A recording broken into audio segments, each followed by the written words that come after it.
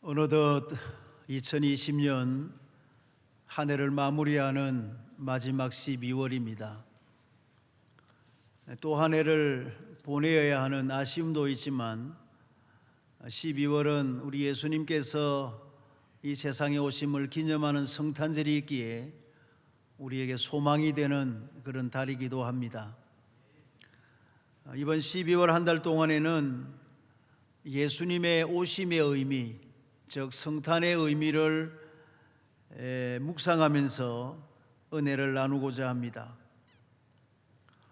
사랑하는 성도님 여러분, 이 성탄의 의미는 여러 가지가 있지만 첫 번째로 중요한 의미는 소망이라고 말할 수 있습니다. 소망. 우리에게 참된 소망, 진정한 소망을 주신 것입니다. 그래서 오늘은 우리에게 소망이신, 우리의 소망이신 예수님이라는 제목으로 말씀을 상고하고자 합니다. 한번 같이 해주시겠습니까? 우리의 소망이신 예수님.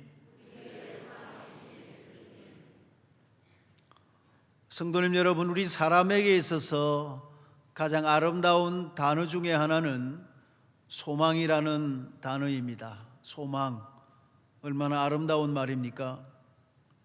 영국 속담에 소망이 있는 사람은 음악이 없어도 춤춘다 라는 말이 있는데, 소망이 있는 사람, 소망이 충만한 사람은 항상 기쁘고 춤추면서 살아갈 수가 있는 것입니다. 그러나 반면에 소망의 반대는 절망이라고 할 수가 있습니다. 절망. 이 덴마크의 유명한 철학자 키에르케고르가 이런 유명한 말을 했죠. 절망은 죽음에 이르는 병이라고. 여러분, 사람에게 소망이 없는 것은 죽음과 같은 것입니다. 그렇기 때문에 우리는 반드시 소망을 가지고 살아가야 하는 것입니다. 근데 이 시간 먼저 말씀드리려고 하는 것은 과연 인간에게 소망이 있는가 하는 것입니다. 과연 우리 인간에게 어떤 소망이라도 남아 있는가 하는 것입니다. 우리 인간의 역사는 이렇게 시작합니다. 태초에 하나님이 천지를 창조하시니라. 그리고 하나님께서는 우리 사람을 남자와 여자로 창조하셨습니다.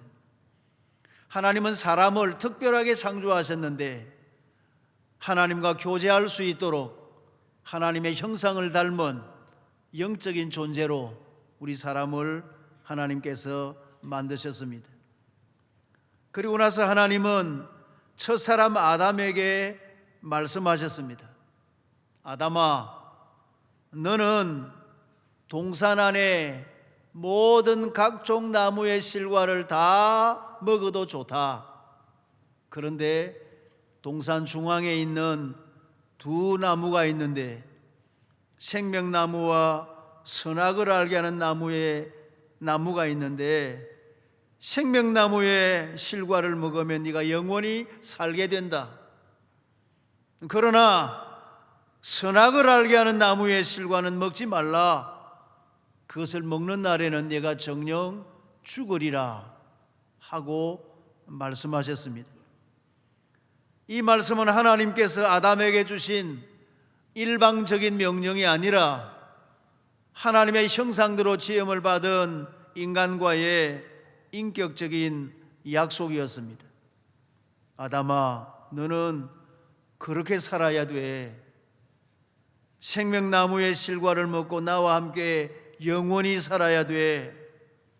선악을 알게 하는 나무의 실과를 먹으면 네가 정녕 죽게 돼. 여러분, 그것은 아담으로 하여금 자기의 위치를 바로 알고 지음을 받은 존재임을 바로 깨닫고 그래서 하나님의 말씀에 순종하면서 살기를 원하신 것이었습니다. 그런데 이게 웬일입니까? 그 아담과 하와가 하나님의 말씀을 듣기보다는 마귀의 말을 더 귀담아 들었습니다. 마귀가 다가와서 속삭였습니다.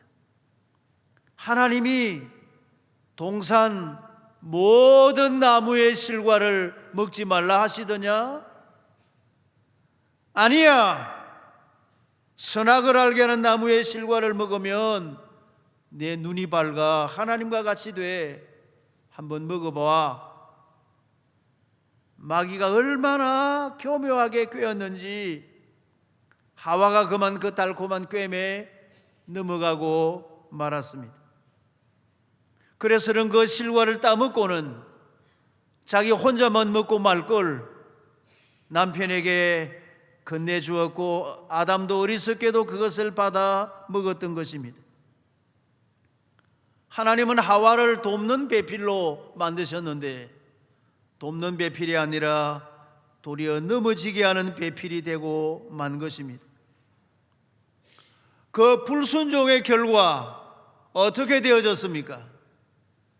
이 세상에는 죄가 들어오게 되었고 인간은 완전히 죄인이 되고 말았던 것입니다.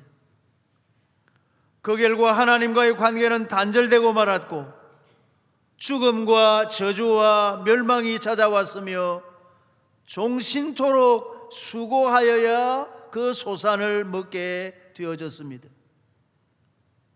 여인에게는 해산하는 고통이 찾아오게 되었고 정말 인생들에게는 아무런 소망이 없어져 버리고 말았던 것입니다. 그러나 사랑의 하나님께서는 이런 소망 없는 아담과 하와에게 다시 한번 기회를 주셨습니다. 하나님은 하와에게 물으셨습니다. 네가 어찌하여 이렇게 하였느냐? 그때 하와는 이렇게 대답했어야만 했습니다. 하나님, 제가 잘못했습니다. 제가 저 뱀의, 저 사탄의 꿰매에 빠져서 제가 잘못했습니다 하고 사죄하고 회개하고 용서를 구했으면 얼마나 좋았겠습니까? 그런데 한다는 말이 뱀이 나를 꿰므로 내가 먹었나이다. 하나님께서 만드신 뱀, 저 뱀이 나를 꿰므로 내가 먹었나이다. 도리어 그 책임을 뱀에게 돌리고 뱀을 만드신 하나님에게 책임을 돌렸던 것입니다. 여러분, 하와가 이래도 되는 것입니까? 이번에는 하나님께서 아담에게 물으셨습니다. 내가 너더러 명하여 먹지 말란 왜 과일을 내가 먹었느냐? 여러분, 아담이 무엇이라고 대답을 했어야만 했습니까? 하나님, 제가 잘못했습니다. 제가 아내의 말을 잘못 듣고 그만 먹고 말았습니다. 회개했으면 좋겠는데 아담이 대답하기를 하나님께서 주셔서 나와 함께 하신 여자, 저 여자가 나에게 줌으로 내가 먹었나이다. 하나님께서 나에게 주신 저 여자가 줌으로 내가 먹었습니다. 그래서 모든 책임을 하나님에게 돌린 것입니다. 하나님께서 만드신 저 뱀이, 하나님께서 만드신 저 여자가 모든 책임은 하나님께 있는 것입니다. 저는 잘못이 없습니다. 이런 뻔뻔한 인간에게 도대체 무슨 희망이 남아 있다는 말입니까? 그렇습니다. 사랑하는 성도님 여러분이요, 이런 아담과 하와에게 무슨 소망이 있습니까? 이런 사람들에게 무슨 소망이 남아 있으며 그런 아담과 하와의 후손인 우리 인간에게 도대체 무슨 소망이 남아 있는 것입니까? 성경은 여기에 대해서 분명하게 말씀합니다. 너 인생들에게는 아무런 소망이 없다. 이것이 성경이 우리에게 가르쳐주는 교훈입니다. 로마서 3장에 보면 철저하게 소망이 없음을 말씀하고 있습니다. 로마서 3장 10절에 기록된 바 의인은 없나니 하나도 없으며 깨닫는 자도 없고 하나님을 찾는 자도 없고 12절에 다 치우쳐 함께 무익하게 되고 선을 행하는 자가 없나니 하나도 없도다 하나도 없도다 13절에 그들의 목구멍은 열린 무덤이요 그 혀로는 속임을 일삼으며 그 입술에는 독사의 독이 있고 14절에 그 입에는 저주와 악독이 가득하고 그 발은 피 흘리는 데 빠른지라 16절에 파멸과 고생이 그 길에 있어 평강의 일을 알지 못하였고 그들의 눈앞에 하나님을 두려워함이 없느니라. 이 말씀을 한마디로 말하면 너 인생들에게는 소망이 없다. 너희들 스스로에게는 아무런 소망이 남아있지 않다라는 말씀입니다. 참으로 인생은 비참한 존재가 되고 만 것입니다. 그런데 성도님 여러분이요, 이게 웬일입니까? 이게 웬일입니까? 그런 소망 없는 인생들에게 우리 하나님께서는 어떻게 하셨습니까? 당신을 피해 나무숲 사이에 숨어있던 아담과 하와를 하나님께서 친히 찾아오셨습니다. 햇볕이 쨍쨍 내려쬐이는 대낮에 화가 난 모습으로 엄한 명령으로 찾아오신 것이 아니라 저녁의 서늘한 시간에 인자한 음성으로 조용히 찾아오셔서 그리고 그들을 부르셨던 것입니다.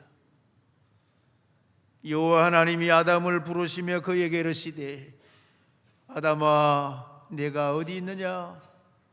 아담아 내가 어디 있느냐? 사랑하는 성도님 여러분이여, 우리 인생들에게 무슨 소망이 남아 있습니까?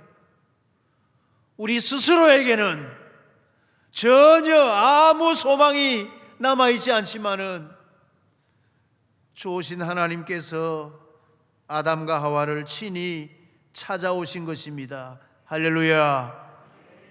이것이 우리의 소망입니다. 이것이 우리에게 주신 하나님의 유일한 소망이 바로 이것이라 하는 것입니다. 하나님께서 우리를 찾아오셨다는 이 사실이 우리 인간에게 참된 소망이라는 말씀입니다. 할렐루야. 그렇습니다. 성도님 여러분, 하나님께서 우리 인간을 찾아오신 이 사건이야말로 우리 인간에게 주신 유일한 소망임을 믿으시면 아멘 하십시다. 그 아담과 하와를 찾으신 하나님께서 때가 되매 스스로 인간의 몸을 입으시고 이 땅에 찾아오신 것입니다. 하나님이 인간이 되셔서 찾아오신 것입니다. 요한복음 1장 14절에 말씀이 육신이 되어 우리 가운데 거하심에 이 말씀은 곧 하나님이시니라 말씀이 육신이 되어 우리 가운데 거하심에 그분이 바로 우리 예수님이십니다. 할렐루야. 그렇습니다. 사랑하는 성도님 여러분, 예수님께서 성육신하신 이 사건이야말로 인류 역사상 이것보다 더 중요한 사건이 없으며 이것보다 더 중요한 선물이 없으며 이것보다 더 중요한 축복이 없으며 이것보다 더 중요한 소망이 없음을 우리는 믿습니다. 오늘 본문은 바로 이것을 말씀하고 있는 것입니다. 여러분, 초대 예루살렘 교회는 참으로 부흥하는 교회였습니다. 사도행전 2장과 3장과 4장 쭉 보시면 예루살렘 교회가 모범된 교회였고 은혜로운 교회였고 3,000명, 5,000명 회개하면서 굉장히 부흥하는 그런 교회였습니다. 하나님께서는 예루살렘 교회가 그렇게 한 교회만 부흥하는 것을 원하신 것은 아닙니다. 하나님은 온 세상에 복음이 증거되는 것을 원하셨기 때문에 하나님께서는 그들을 각처로 흩어시기로 작정을 하셨습니다. 그래서 사도행전 8장 1절에 그날에 예루살렘에 있는 교회에 큰 핍박이 나서 사도 외에는 다 유대와 사마리아 모든 땅으로 흩어지니라. 좋게 말해서는 흩어질 것 같지 않아요, 하나님 보시기에. 그래서 하나님께서 예루살렘 교회에 큰 핍박을 주니까 그 핍박을 피해서 각처에 흩어져서 거기서 이제 복음을 전하고 살기를 시작을 한 것입니다. 그들이 흩어져서 어디까지 갔는고 하면 오늘 본문 1절 여기까지 온 것입니다. 오늘 1절에 예수 그리스도의 사도 베드로는 본도, 갈라디아, 갑바도기아, 아시아와 비두니아에 흩어진 나그네들에게 편지하노니. 여러분, 지금 여기에 나오는 이 지명은 지금의 터키의 남쪽 지방에 있는 그런 지역들인데, 거기에까지 흩어져서는 그 이방 땅에서 극심한 핍박을 받으면서 신앙생활을 하고 있었던 것입니다. 그러니 여러분, 그 성도들이 각처에 흩어져서 저 멀리 이방 땅에 가서 핍박을 받으며 신앙생활하고 있다는 소식을 들은 그 사도 베드로가 그들을 위로하고 그들에게 소망을 주기 위해서 쓴 편지가 바로 이 베드로 전서인 것입니다. 그는 이 편지를 쓰면서 이렇게 시작을 합니다. 3절에 우리 주 예수 그리스도의 아버지 하나님을 찬송하리로다. 먼저 하나님을 찬송하십시다. 하나님을 찬송하십시다 라고 편지를 합니다. 왜 하나님을 찬송해야 됩니까? 그의 많으신 긍휼대로 예수 그리스도를 죽은 자 가운데서 부활하게 하심으로 말미암아 우리를 거듭나게 하사 산 소망이 있게 하시며, 하나님을 찬송하십시다. 왜냐하면 우리에게 산 소망이 있게 하셨기 때문입니다. 우리에게 산 소망이 있게 하셨기 때문에 그 하나님을 찬송하자고 지금 편지하고 있는 것입니다. 우리에게 주신 그 산 소망이 도대체 무엇입니까? 오늘 이 3절의 말씀처럼 그의 많으신 긍휼대로, 산 소망의 근거는 하나님의 많으신 긍휼 때문입니다. 하나님께서는 긍휼이 많으신데 한이 없이 긍휼이 많으신 하나님이시기 때문에 그 긍휼이 많으셔서 어떻게 하셨습니까? 예수 그리스도를 죽은 자 가운데서 부활하게 하심으로 말미암아 독생자 예수님을 십자가에 못 박아 죽게 하시고 다시 부활하게 하신 것입니다. 죽은 자 가운데서 다시 부활하게 하신 것입니다. 할렐루야. 긍휼이 많으신 하나님께서 독생자 예수님을 죽은 자 가운데서 부활하게 하시고, 그렇게 부활하게 하심으로 어떻게 하셨습니까? 우리를 거듭나게 하사 우리를 거듭나게 해주셨다는 거예요. 이 거듭난다는 말은 아나겐나오라는 말인데, 아나 위로 혹은 다시, 겐나오 태어나다, 위로부터 태어나다. 어머니 뱃속에서 태어나는 것이 아니라 위로부터, 아나겐나오 위로부터 태어나다, 또는 다시 태어나다, 중생. 예수 그리스도를 죽은 자 가운데서 부활하게 하심으로 말미암아 그 예수를 믿는 사람은 어떻게 되는가?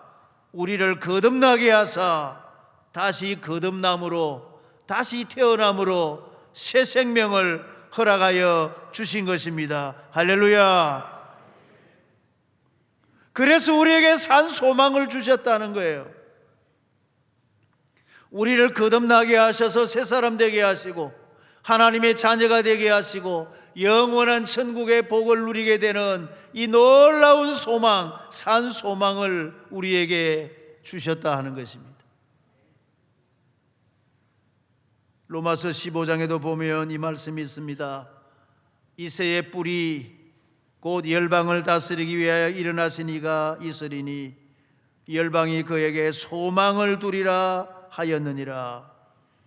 이새의 뿌리 즉 다윗을 통해서 열방을 다스리는 자가 일어날 것인데 그분이 누구십니까? 아브라함과 다윗의 자손 예수 그리스도의 세계라. 이새의 뿌리 다윗의 후손으로 태어날 그분은 바로 예수님이신데 열방이 그에게 소망을 두리라 하였느니라. 열방이 다윗의 후손으로 오실 그분에게 소망을 둘 것이라고 말씀했습니다. 그렇습니다. 예수님만이 열방의 온 세상의 유일한 소망이심을 우리는 믿습니다. 왜 예수님만이 유일한 소망이십니까? 세상에 성인군자가 많은데 왜 예수님만이 유일한 소망이십니까? 사도행전 4장 12절에 다른 이로서는 구원을 얻을 수 없나니 천하 사람 중에 구원을 받을 만한 다른 이름을 우리에게 주신 일이 없음이라 하였더라. 다른 이름을 주시지 않았어요. 다른 이로서는 구원을 얻을 수가 없어요. 유일한 구원자가 우리 예수님밖에 계시지 않기 때문에 예수님만이 유일한 소망임을 우리는 믿습니다. 우리 사람은 살다가 언젠가는 죽게 됩니다. 우리 인간에게서 가장 큰 문제는 죄의 문제이고 죄의 결과는 죽음입니다. 그래서 사람들이 제일 두려워하는 것이 죽음입니다. 죽음 앞에서는 모든 사람들이 다 두려워하게 되어 있습니다. 그런데 여러분, 죽음에는 세 가지가 있습니다. 화면을 보십시오.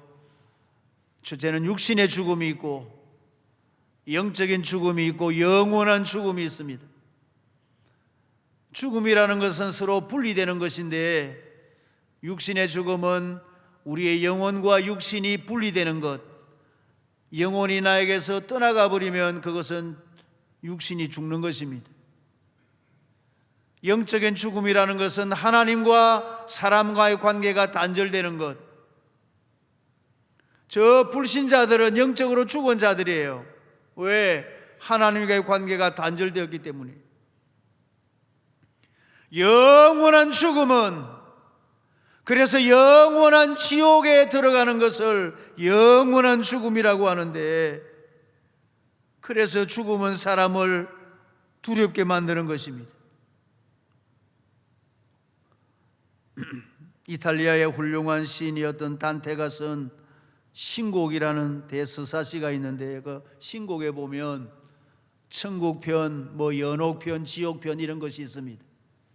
그 지옥편에 이런 글이 나옵니다. 지옥의 문 앞에 가면 이런 글이 있다.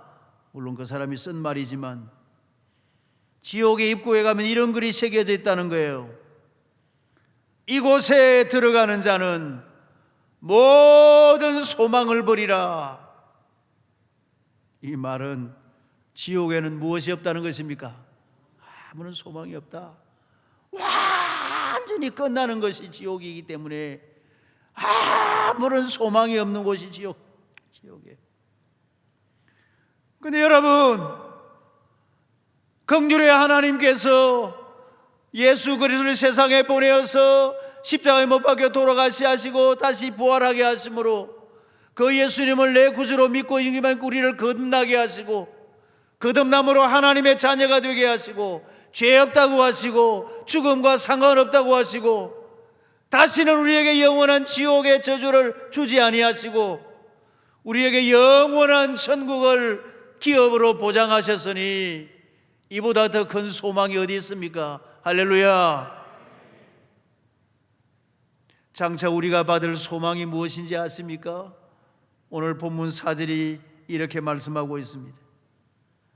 썩지 않고 더럽지 않고 쇠하지 아니하는 유업을 있게 하시나니 곧 너희를 위하여 하늘에 간직하신 것이라. 여러분, 우리의 소망이 바로 이것입니다.